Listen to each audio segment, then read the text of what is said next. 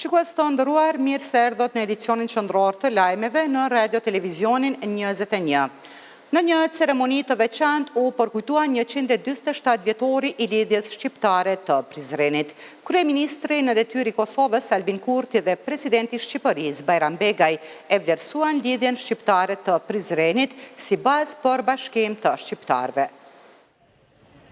Manifestimi qendror për shënimin e 147 vjetorit të lidhjes shqiptare të Prizrenit u mbajt në oborrin e kompleksit monumental të saj, ku morën pjesë edhe presidenti i Republikës së Shqipërisë Bajram Begaj, kryeministri në detyrë i qeverisë së Kosovës Albin Kurti, Nikoqiri i kësaj ngjarje kryetari i Prizrenit Shaqir Tota e përfaqësues të institucioneve të ndryshme, edhe nga Maqedonia Veriut, Mali i Zi dhe Lugina e Preshevës. Kryetari i Prizrenit Shaqir Tota tha se sot nuk po kujtojmë vetëm një datë, por edhe një betim në këtë qytet. Mos jemi vetëm trashëgimtar të historisë për të bëhemi autor të saj. Le të mbajmë gjallë lidhjen e Prizrenit, një ide në frymë dhe vepra. Le të bëjmë Prizrenin jo vetëm qendër të kujtesës kombëtare, por edhe piknisje të çdo projekti të madh ballkombëtar.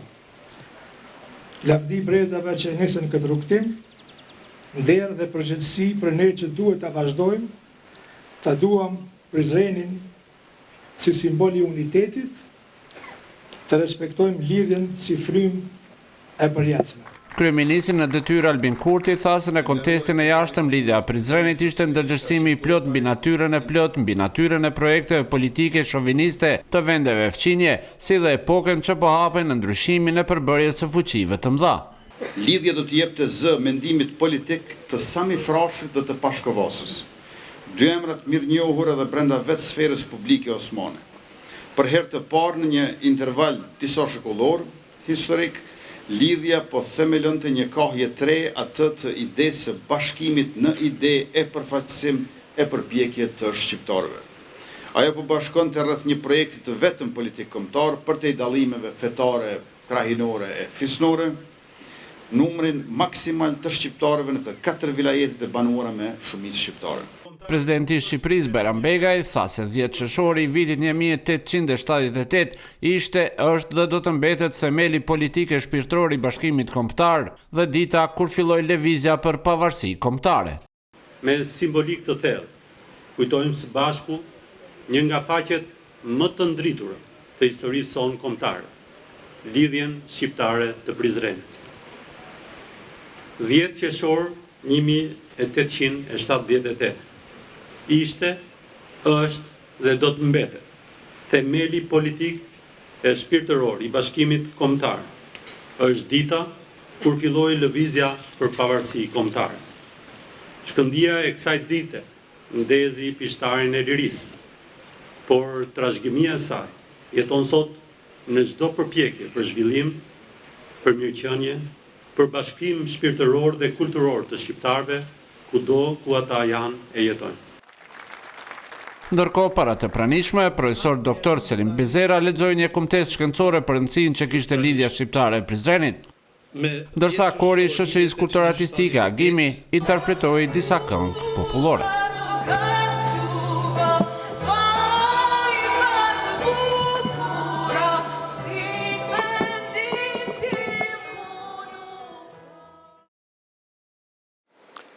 Kosova aktualisht ndodhet në një ngërç politik për shkak të 29 përpjekjeve të dështuara për të konstituar kuvendin, ndërsa dalja nga kjo situatë në adresimin e problemit në gjykatën kushtetuese. Nga presidenca kanë bërë të ditur se ekipi ligjor i presidentës Vjosa Osmani ka përgatitur një draft që do të mund të dërgohej në kushtetuese.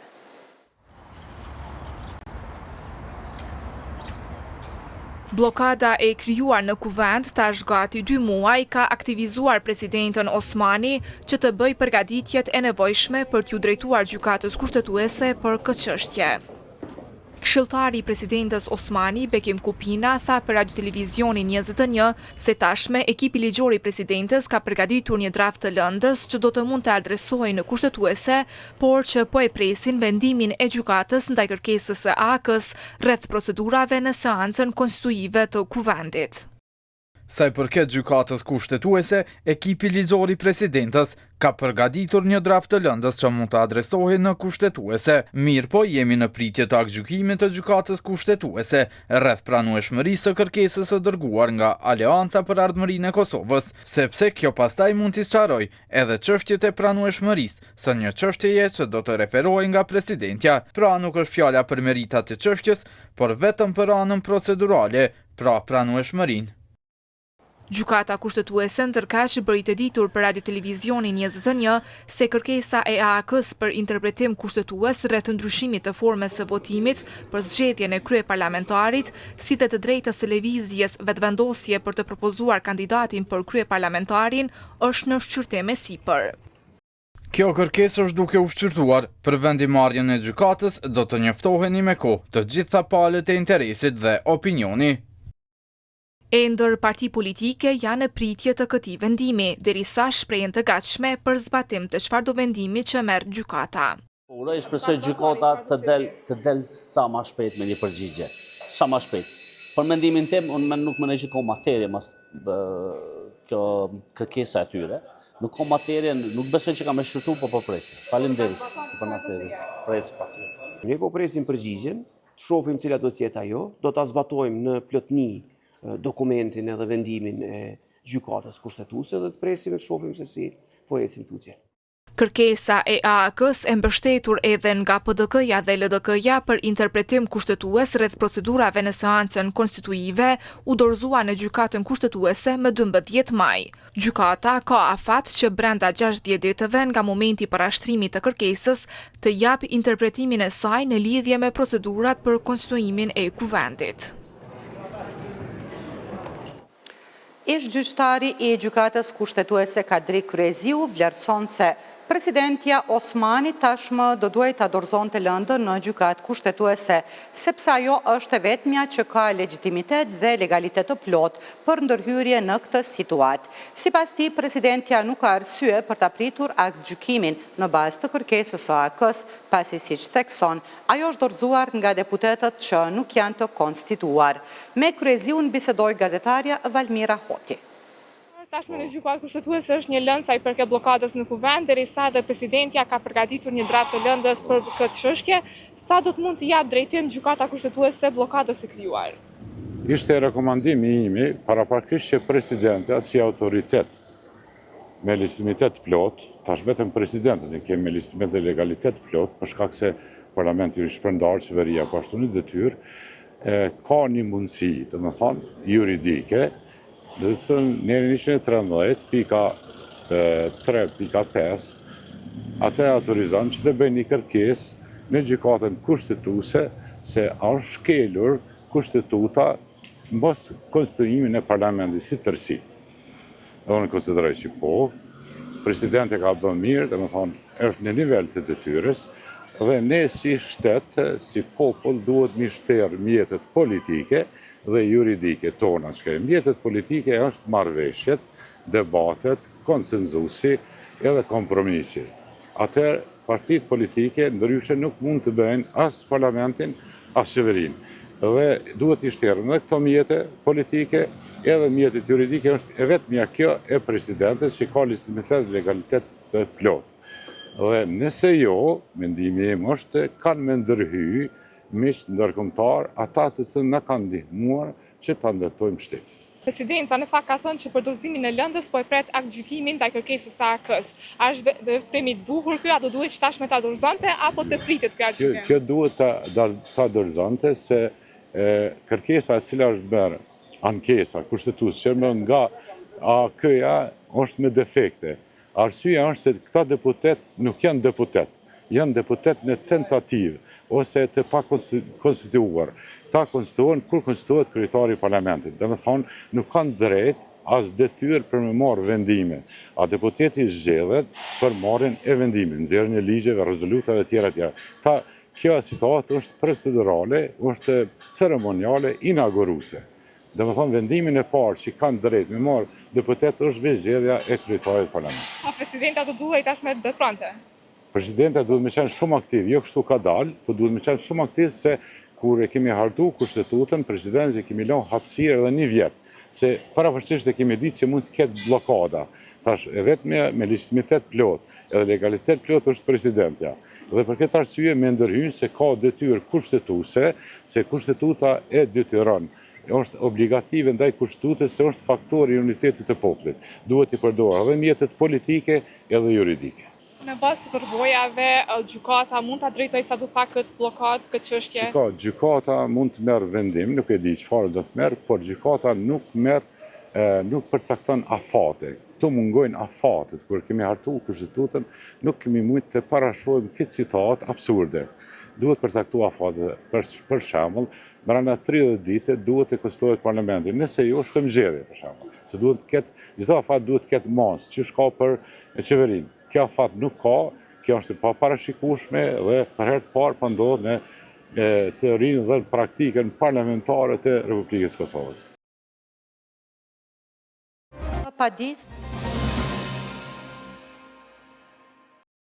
Në bazë të padisë së Institutit të Kosovës për drejtësi në Gjykatën Supreme, u mbajt seanca gjyqësore lidhur me ndryshimin e rregullorës së punës së Komisionit të Pavarur të Mediave dhe zgjedhjen e kryetarit të ri, pa i skaduar mandati drejtuesit aktual.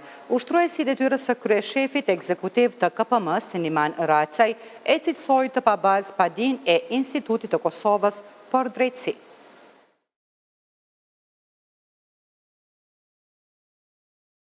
Më 17 janar të këtij viti ishte thirrur një mbledhje e Komisionit të Pavarur të Mediave, e cila ishte e para për këtë vit dhe fundit për Jeton Mehmetin si kryetari i KPM-s, pasi më 21 janar këtij të fundit do t'i skadonte mandati për pozitën e kryetarit. Në këtë mbledhje antarët e KPM-s patën propozuar një plotësim ndryshim të rregullorës së punës, e cila mundsonte zgjedhjen e kryetarit të ri, edhe pse ai aktual ishte duke ushtruar detyrën. Rregulloria u ndryshua. Në nenin 3 u shtua paragrafi 2 e kryetari i ri ishte zgjedhur kandidati i cili rastisi të ishte i vetmi i propozuar nga antarët e KPM-s, Besnik Berisha.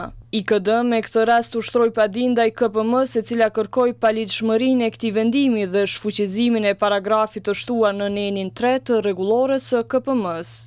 Gëzim Shala nga Instituti i Kosovës për drejtësi thot se konsultimi publik është i domosdoshëm në plotësim ndryshimin e rregullorës, gjë që s'ndodhi më 17 janar në mbledhjen e KPM-s. Pas katimit të mandatit të kryetarit aktual, e që kjo është dispozita e vetme ligjore që e janë zgjedhjen e kryetarit. Nëse kjo dispozitë ligjore është e pazbatueshme, atëherë zgjedhja e kryetarit është e kundërligjshme për shkak se s'ka dispozitive. Puna e brendshme e komisionit, përkundër që është e brendshme, është interes publik. Anëtarët e komisionit nuk janë aty në cilësi private.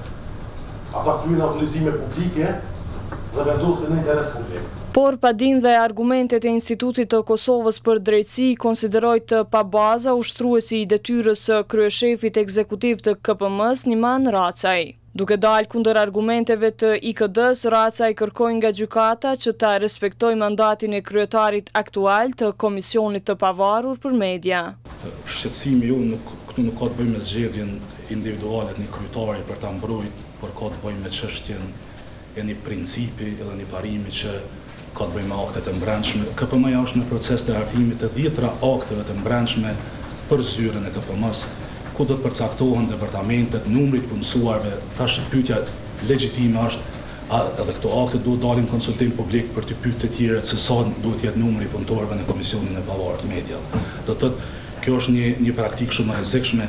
Ne nuk jemi këtu për ta mbrojtur individualisht zgjedhjen e një personi kryetar, jemi për ta mbrojtur një praktikë të ndërtuar mirë. Zgjedhja e kryetarit të ri pa i skaduar mandati atij aktual kishte ngritur reagime të shumta, ku disa e cilësuan edhe tentim për kapje politike të Komisionit të Pavarur për Media. Në fund të kësaj seance, kryetaria e trupit gjykues Dedushe Halimi tha se me vendimin e Gjykatës Supreme për këtë çështje palët do të njoftohen brenda afatit ligjor. Ish pjesëtari I njësisë speciale të policisë së Kosovës, Arbnor Spahiu, të cilit I u shqiptua masa prej një muaj para burgim në Serbi, dyshohet për kryerjen e veprës penale vrasje e rënd, konfirmoi gjykata e lartë në Subotic. Spahiu dyshohet se ka kryer këtë vepër në Banjsk, ku një grup I serbëve të armatosur ka sulmuar policinë e Kosovës në shtator të vitit 2023, duke vrarë reshterin Afrim Bunjaku. Në përleshjet me armë që kanë pasuar, janë vrarë edhe 3 sulmues serb, por sipas një konfirmimin nga policia Kosovës, Spahiu atë kohë nuk ka qenë pjesëtar I policisë, pasi ai ka dhënë ndërheqje vullnetare në këtë institucion në vitin 2022. Me ligjin në Serbi, vrasje e rënd dënohet me një dënim minimal prej 10 vjetësh burg ose me burgim të përjetshëm. Sot në moshën 78 vjeçare ka vdekur Bujar Bukoshi, ish kryeministër I Kosovës në mërgim dhe politikan I rëndësishëm I vendit. Kryer institucional e përfaqësues të partive politike shprehën ngushëllime familjes Bukoshi. Lajmin për vdekjen e Bujar Bukoshit e bën të ditur familjarët e tij, të cilët treguan se Bukoshi po fuante nga një sëmundje e rëndë. Ndërkohë që pati një së reagimesh nga kryer institucionale e përfaqësues të partive politike për vdekjen e Bukoshit. Presidentja Vjosa Osmani e përshkroi Bukoshin si një mjek me vizion dhe një burr shteti me përkushtim të pashoq. Doktor Bukoshi, ish kryeministër në ekzil, do të kujtohet për herë për kontributin e tij për fuqizimin e kauzës së Kosovës së lire të pavarur në kohët më të rënda për popullin ton. Kontributi I tij si mjek intelektual dhe udhëheqës politik ka lënë gjurmë të pashlyeshme në ndërtimin e rrugës son drejt lirisë dhe pavarësisë. Edhe kryetari I PD-s Memli Krasniqi tha se Bukoshi ka qenë një figurë e rëndësishme në periudha kyçe të historisë son. Doktor Bukoshi ka qenë një figurë e rëndësishme në periudha kyçe të historisë son, si kryeministër në ekzil gjatë viteve të 90-ta dhe si njëri nga nënshkruesit e deklaratës së pavarësisë së Kosovës më 17 shkurt të 2008-s. Kontributi I tij do të mbetet pjesë e kujtesës institucionale dhe historisë së shtetformimit të vendit tonë. Kryetari I LDK-s Lumir Abdigjiku, teksa u shprehu ngushëllime familjes Bukoshi, tha se figura e tij do të mbetet për herë pjesë e pandashme e historisë son shtetformuese. Doktor Bukoshi ishte ndër figurat themeluese të lidhjes demokratike të Kosovës, më pas duke shërbyer edhe si sekretar I përgjithshëm në atë kohë. Në vizion dhe guxim, ai dha një kontribut të jashtëzakonshëm në rrugtimin tonë drejt lirisë. Figura e tij do të mbetet për herë pjesë e pandashme e historisë son shtetformuese dhe kujtimi për të do të jetojë ndër breza. Ndërsa kryetari I AK-s Ramush Haradinaj tha se personaliteti I Bukoshit është I rëndësisë së veçantë në historikun institucional të Kosovës. Ngushëllimet sinqerta familjes Bukoshi përndarin nga jeta e doktor Bujar Bukoshit. Personaliteti I tij është I rëndësisë së veçantë në historikun institucional të Kosovës, duke qenë pjesë e tyre në ekzil dhe më vonë edhe në liri. Oda ekonomike e Kosovës dhe përfaqësuesi tjerë të bizneseve u kanë bërë thirrje bizneseve dhe qytetarëve në Kosovë që t'i bashkohen të mërkurën protestës së bizneseve në kundërshtim të tregut të hapur energjetik. Sipas kryetarëve të odave ekonomike, vendimi ZRE-s që hyri në fuqi më 1 qershor, po rrezikon 143.000 familje në Kosovë. Ata akuzuan edhe kekun, siç thanë, për mashtrim. Kryetari I Odës Ekonomike të Kosovës, Lulzim Rafuna, ka akuzuar zyrën e rregullatorit të energjisë dhe qeverinë në detyrë se kanë nxjerrë dhunshëm 1300 biznese në tregun e lirë energjetik, gjë e cila sipas tij ka shkaktuar frikë dhe pasiguri në mbarvajtjen e punës së tyre. Rafuna ndau detaje në lidhje me protestën që do të zhvillohet të mërkurën në shefshin Skënderbej në Prishtinë. Protesta do të jetë nesër prej orës 11 deri në orën 12. I ftojmë të gjithë anëtarë të cilët janë anëtarë tonë, dhomave, sektorëve të ndryshëm, shoqata të ndryshëm, po edhe ata që nuk janë, se të gjithë prekën. I ftojmë të gjithë ata që prekën, që të na bashkangjiten për të mirën e ekonomisë së vendit, për mbrojtjen e qytetarëve të Republikës Kosovës, për shkak se në fund qytetari I Republikës Kosovës ka me pagu si konsumator çmimin e kësaj rritje. Bizneset në Kosovë kanë kundërshtuar tregun e hapur energjetik, duke fajsuar qeverinë në detyrë se ka krijuar monopol në tregun energjetik. Pasi që nga 21 kompani të licencuara për shitje të rrymës, bizneset kanë pranuar ofertë vetëm nga Kesko me një çmim për 300% më të shtrenjtë. Megjithatë, 2 ditë para se të hyjë në fuqi vendimi për liberalizimin e tregut energjetik, Keku bëri të ditur se ka nënshkruar marrëveshje me Kostin për shitje të rrymës përmes tregut të hapur. Keku në vazhdimsi ka raportuar për interesin e madh të bizneseve për të blerë rrymë nga ky institucion përmes tregut të hapur, gjë e cila u demantua nga kryetari i dhomës së tregtisë, Skënder Krasniqi. 99% e të bizneseve nuk kanë arrit marrëveshje sepse nuk janë të kënaqur dhe e din pasojat e kësaj marrëveshje. Dhe na ftojmë qytetarët së pari, se cilët do të jenë të afektuar më së shumti të Republikës Kosovës, punëtorët dhe bizneset që nesër të gjithë të dalim në shesh dhe të protestojmë për këtë veprim të shpejtë. Radio Televizioni 21 për këtë çështje gjatë ditës u mundua të kontaktoj edhe me Kekun, por që nuk mori përgjigje. Në anën tjetër, në bazë të vendimit të zyrës e rregullatorit për tregun e hapur energjetik, Keku ka obligim ligjor që t'i furnizojë të gjitha kompanitë në Kosovë deri në 60 ditë me energji elektrike, edhe nëse ato nuk kanë nënshkruar një marrëveshje. Kryetari i Aleancës së Bizneseve Agim Shahini ngriti alarmin se pas 60 ditëve, bizneset rrezikojnë të mbesin pa furnizim me energji elektrike. Prandaj, e nesërmja është protestë ekonomike, biznisore. Është protestë që pakënaqësitë tona pas përfundimit të dialogut me këto institucione po shpërndajnë në rrugë. Dhe ajo çka e tha Keku ishte shumë interesant se shkollat private do të kalojnë në tregun e hapur, kurse shkollat të tjera publike jo. Edhe këtu është një diskriminim. Duke të hapur se diskriminimi është ndaj sektorit privat. Radio Televizioni 21 gjatë ditës ka provuar të kontaktoj edhe me zyrën e rregullatorit, por as ata nuk ishin të qasshëm, ndërsa Oda Ekonomike dhe përfaqësuesit e tjerë të bizneseve bën të ditur se nuk do t'i ndalin protestat e tyre derisa kërkesat e tyre të gjejnë një përgjigje. Platforma Liria ka emër ka shprehur shqetësimin lidhur me mënyrën se si po zhvillohet procesi gjyqësor në Hag. Në një konferencë për media, përfaqësuesit e kësaj platforme, Ismail Tasholli dhe Përparim Gruda, thanë se në procesin ndaj Thaqit dhe të tjerëve po shkelën të drejtat e njeriut dhe se gjykimi është larg standardeve evropiane. Ata bën thirrje që të rishqyrtohen praktikat e gjykatës speciale. Ismail Tasholli nga platforma Liria ka emër tha se këto shkelje duhet të evidentohen në këtë kohë kur procesi po shkon drejt fundit.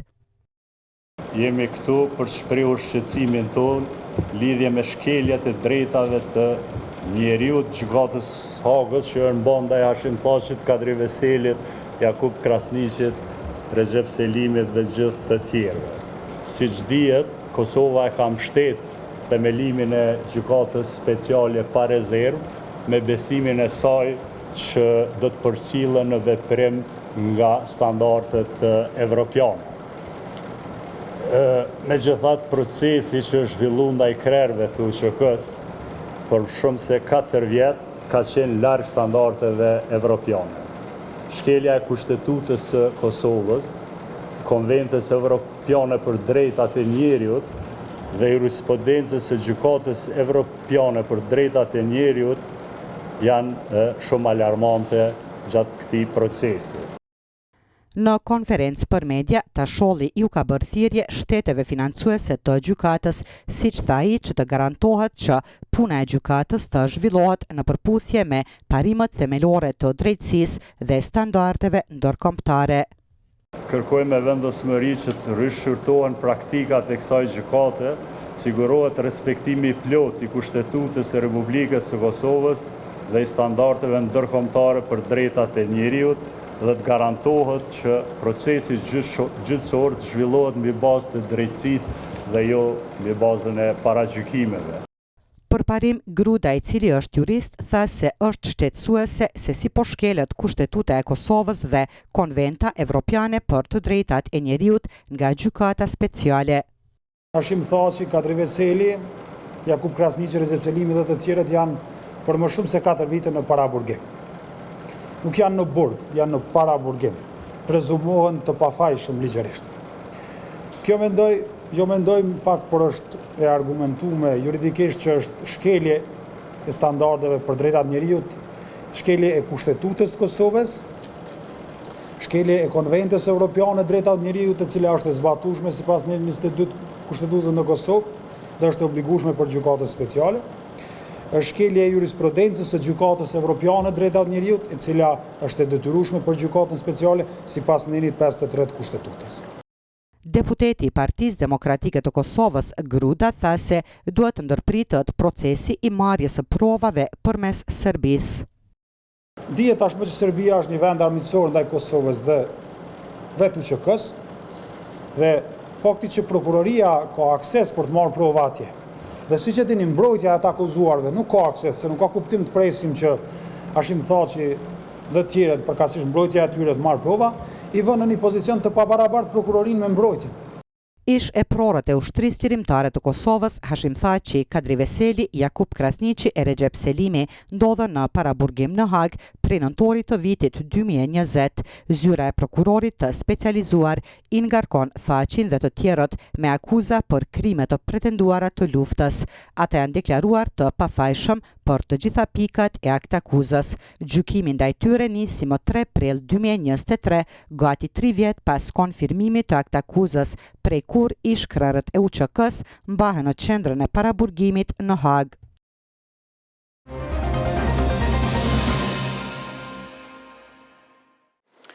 Pason një kronik që flet për shfaqjen e gjarpërinjeve në zonat të ndryshme të Kosovës.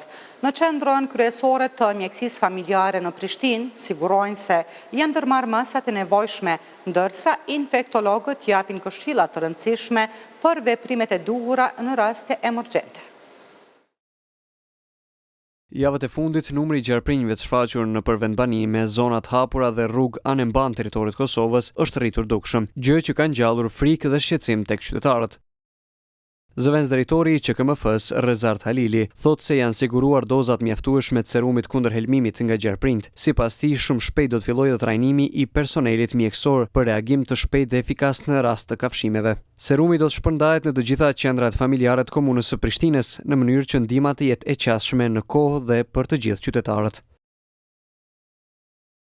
Ndërkohë, infektologu Hamdi Ramadani thekson rëndësinë e vedisimit qytetarëve për veprimet që duhen ndërmarrë në rastet kontaktit me gjarprinj, veçanërisht nëse ndodh kafshimi. Sipas tij, pas një kafshimi të tillë, personi duhet të qëndrojë sa më i qetë dhe të kërkojë ndihmë mjekësore menjëherë. Pika e parë pra për infeksion është paraqitja sa më shpejt e personit në emergjencën ose ambulancën përkatëse të afërm, që të jepet ndihmë e shpejtë që e din çdo mjek i praktikës së përgjithshme dhe menjëherë të drejtohet në kujdesin intensiv spitalor ose klinikor dhe rasti përkatës të observohet dhe të trajtohet në qoftë se sëmundja shfaqet me tërë atë terapinë të cilën e paraqitum dhe të cilën e jep edhe medicina dhe shkenca sot. Institucionet shëndetësore në Kosovë janë në gatishmëri për të përballur rritjen e numrit gjarprinjve në vend, përmes sigurimit të dozave të serumit dhe trajnimit të personelit. Qytetarët ndërkohë këshillohen të jenë të kujdesshëm gjatë qëndrimit lëvizjes në ambiente të hapura, të ndjekin udhëzimet e autoriteteve shëndetësore në rast situatash të rrezikshme. Siguria publike dhe shëndeti i qytetarëve mbeten prioritet të institucioneve përgjegjëse.